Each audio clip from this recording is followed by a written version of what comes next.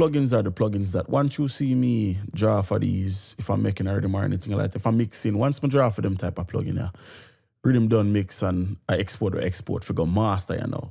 So Fab Filter Pro EQ, now we go put it to use. I have a preset in here called Master Filter. I want you to listen to the difference in the track with and without the filter. Now, even though the mix sound good and all of that, like I say, we can add more to it and get more clarity out of it. So listen to the Fab Filter Pro Q on and off. So this is without it. And more you specifically listen to the bottom end, the bass, and how clean and clear it gets.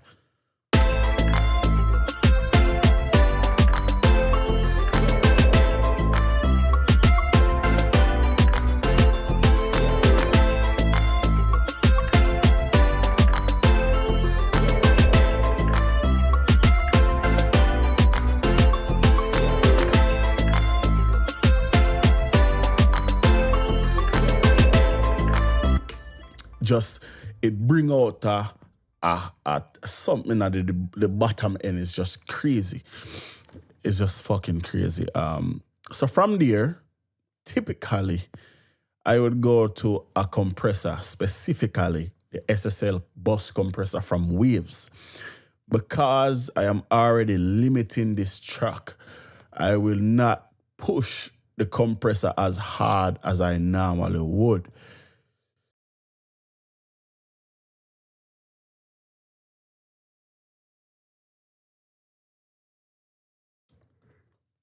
So normally, when we draw for this compressor, I always push it. Let's undetach this and undetach this.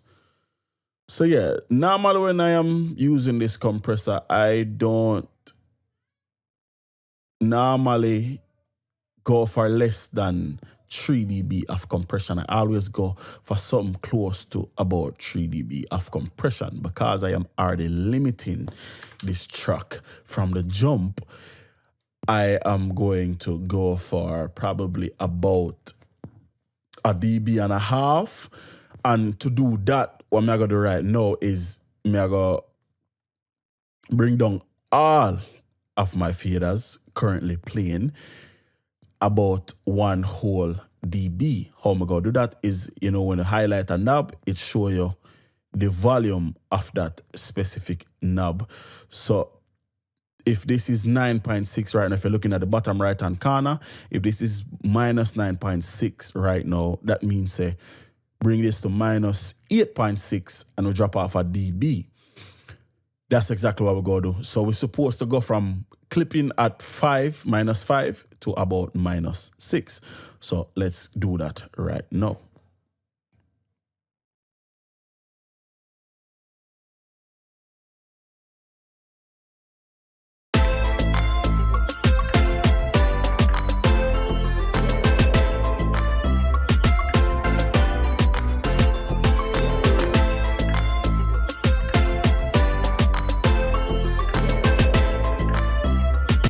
Cool. So as you can see, a lot of that limiting is gone now because we drop out some of the volume, but we're going to bring it back through the compressor.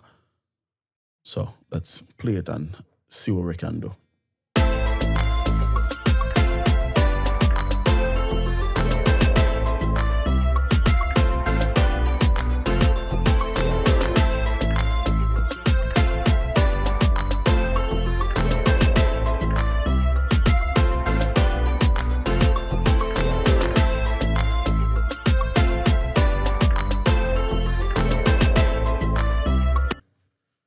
All right, so let's dial in a threshold, attack, and a release time.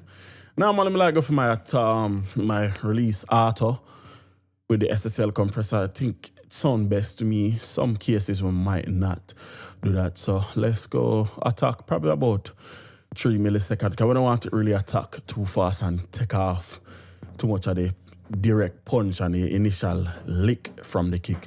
So let's do that. Let's go threshold and just start adjust it till we get about, like I say, a dB or so of compression. And we can tell because the meter, wherever it's peaking at currently, is not going to peak there no more. It's going to go down a dB and float around that area a lot. So let's do that. Let me turn off my mic so we don't trigger the meter and dial in the threshold.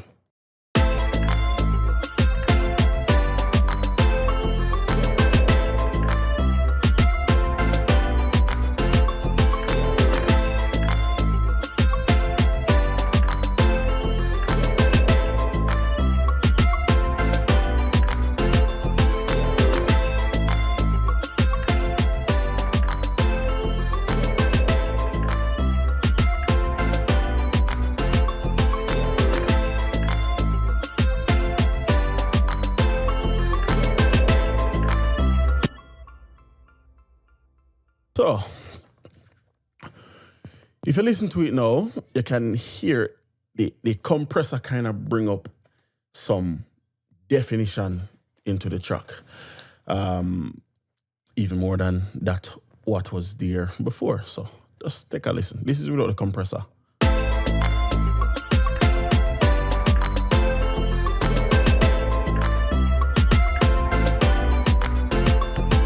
With it.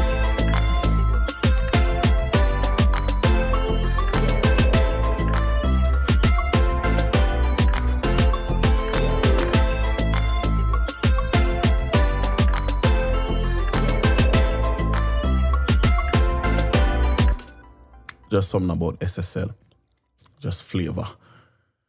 Moving on, from the compressor, I normally go into the isotope ozone imager, be it 8754 or 3, don't matter. Same thing, so let's use 8 in this case.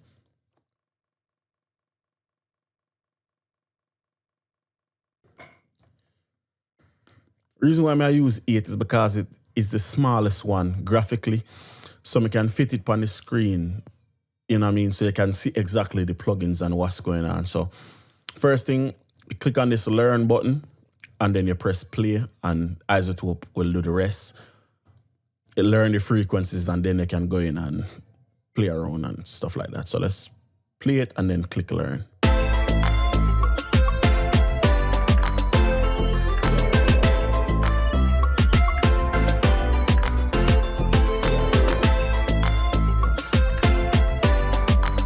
Okay, cool. So you have the low mid, high mid, and high frequencies. So typically, bass you want as mono as possible, but because of the way how the bass structure in this track, you wouldn't really want it fully mono because you have some type of stereo element in the bass, be it is a stereo element, so you can't really go fully mono. So I'm going to do for compensate, not just minus 12, just to get a little bit more of a mono feel, but to keep the stereo feel. You know what I mean? I would play it, but you're not going to really notice the difference because it's very subtle, so you have to really kind of listen very, very hard. So this is without it.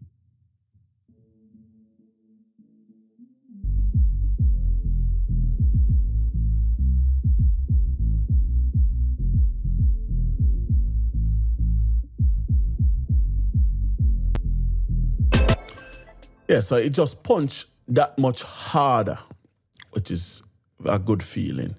So low mids, solo them out, listen, and we go from there.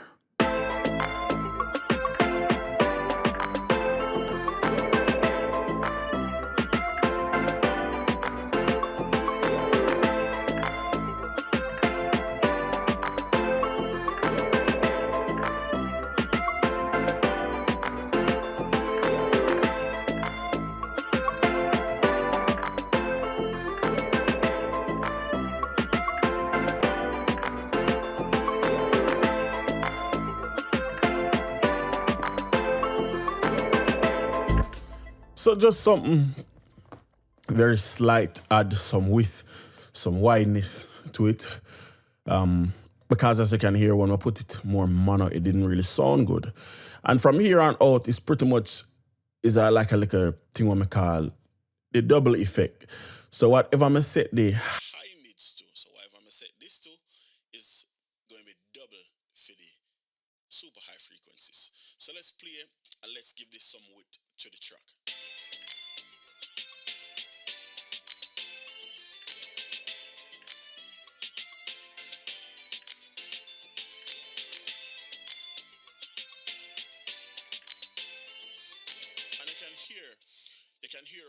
just get this big, wide feeling.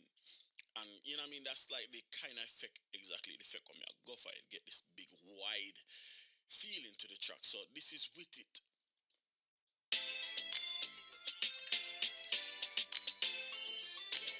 And then this is without it.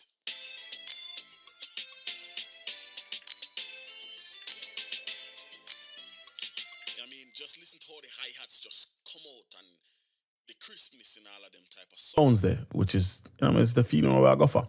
And then like I said, we play the double game, so that's 17.7, so 17.7 times 2 is 34 plus 1.4, so we have 35.8. And that's it. So without the imaging,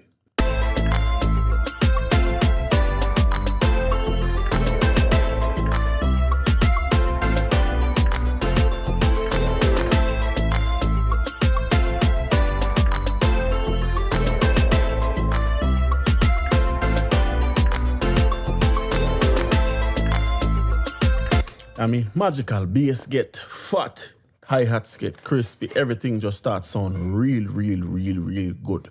Figure an example of exactly how different the track sound. Listen to the track without all of the effects on the master.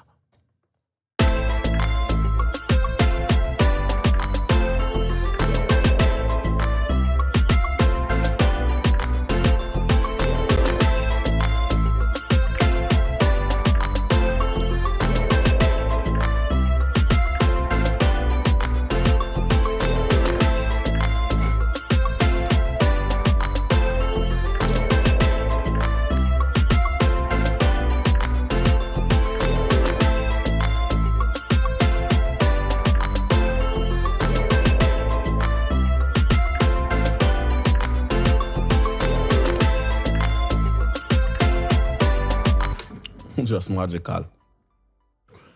So after that,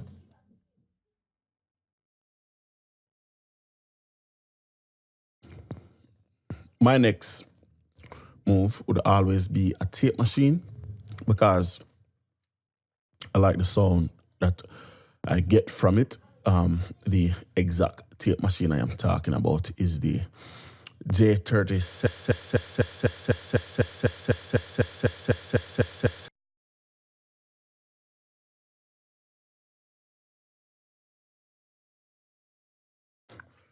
The J37 from Waves is the exact tape machine I am talking about.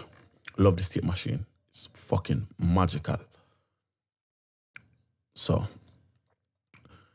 there's a preset I like to start with. It's called Master and Fat, Tight and Open. So, let's listen to when I engage that preset. Watch the meter.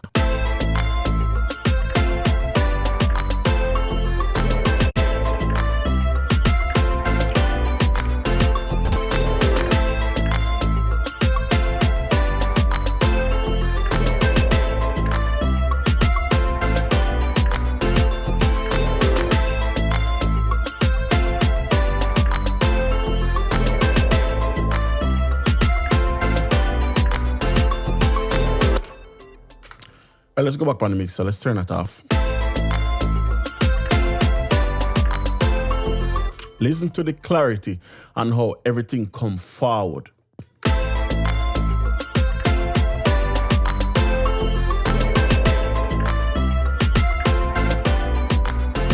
Especially the leads.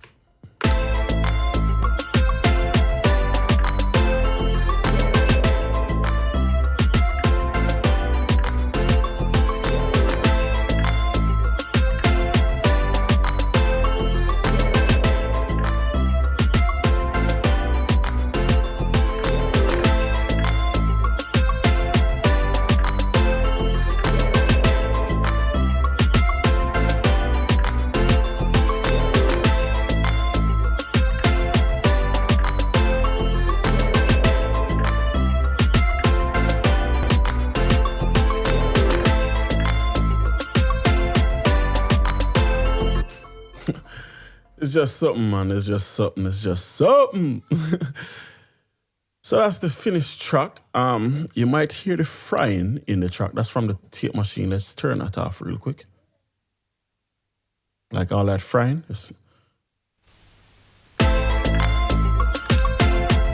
Don't need that. So let's turn that off. Let's save the project. And let's bounce this out and bring it back so we can reference it with the one we bounced out earlier. So let's Control D. Let's come back. So there is some more tape hiss going on. So let's see. I doubt it's the mic. All right, so I have a plugin where I'll give some hiss. So let's find that plugin and fix that problem.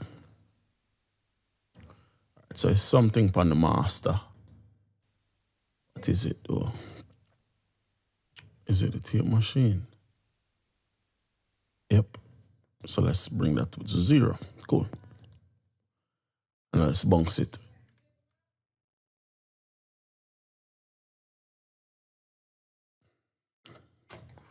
Firstly, let's bounce it. Control R. Let's go. My time. Demo mixed. So underscore MIXED mixed. So now we have 2 tracks for compare, the start and the finish. So let's go. Start.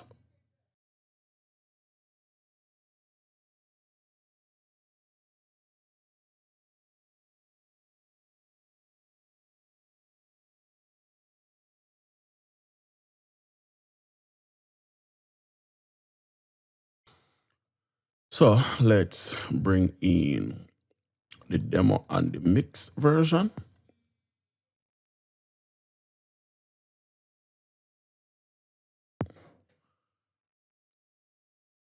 And as you can see, the mixed version is a lot more dynamic than the demo where we started at. Please, if you are using headphones, lower your volume a little bit. If you are using speakers, turn them down. This is about to be very loud.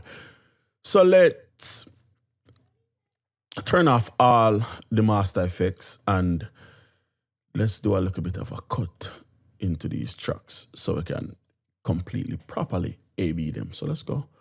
Right click, chop. Let's go. Chop in bars.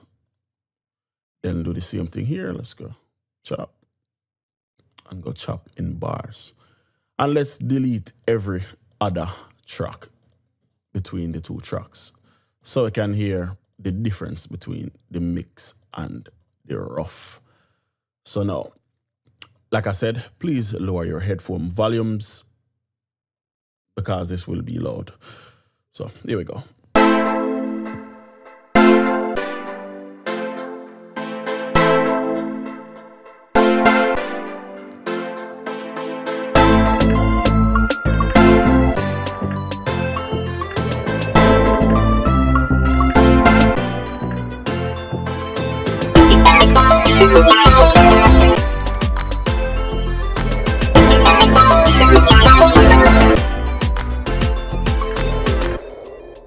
See what I say?